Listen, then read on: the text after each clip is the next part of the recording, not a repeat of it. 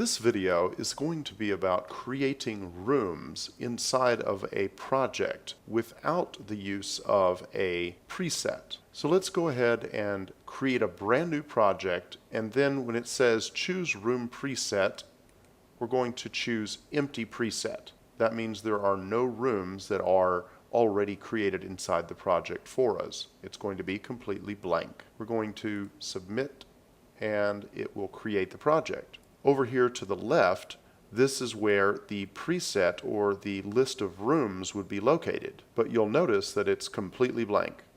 So in order to add rooms, we just click the Add Room button, and we're presented with this dialog. It is important that you note that you can add as many rooms as you like inside this dialog, separating them by merely typing the name of the room and hitting enter and then typing another name. So let's go ahead and see how that works.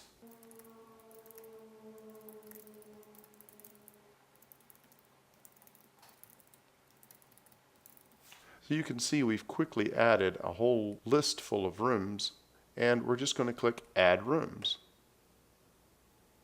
And there they are. Now they're available to drop photos or videos into. You can then click on rooms and you can rename them.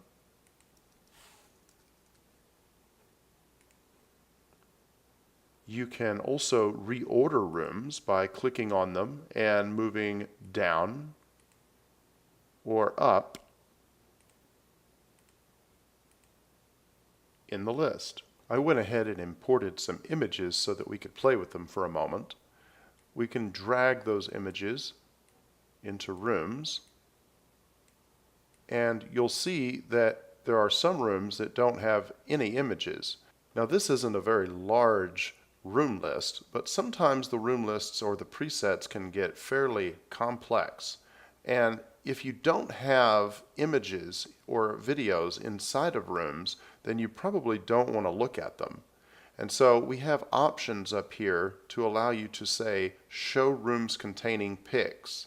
And that means only rooms that contain pictures or videos. And so once you click that, now you're only having to look at the rooms that actually contain media. And if you decide you want to look at all the rooms again, you merely click Show All Rooms. One of the first things that's going to occur to you is going to be, why can't we just have room lists that are pre-made? If we know that we use bedroom 1, 2, 3, and 4 a lot, as well as master bedroom and living room and dining room, then why can't we create room lists that we can just choose from a drop-down box, rather than having to retype them each time we create a project? Well, we thought of that too, and we call those room lists presets. StoryBook ships with a number of very long and complex presets. Let's go ahead and take a look at some of them real quick. Let's go to Change Preset, and let's just go to preset number 1. Now, it is worth noting that when you do change presets, you lose all of the photos that you currently have. And the reason that is because there is no guarantee that the preset is going to contain the same named rooms that you've already created. And so it would be impossible to map them from one preset to another. And so make sure that when you create your projects that you're using the preset that you are going to be using throughout the project. You don't want to change presets in the middle of a project after it already contains pictures unless you're willing to lose those photos. So let's go ahead and press OK. And you'll see that the photos are now back in the unassigned media area. They didn't actually get deleted, they just get taken out of the preset. And now we have this huge preset. But the function here, where it says show rooms containing pics only, makes using these presets super easy.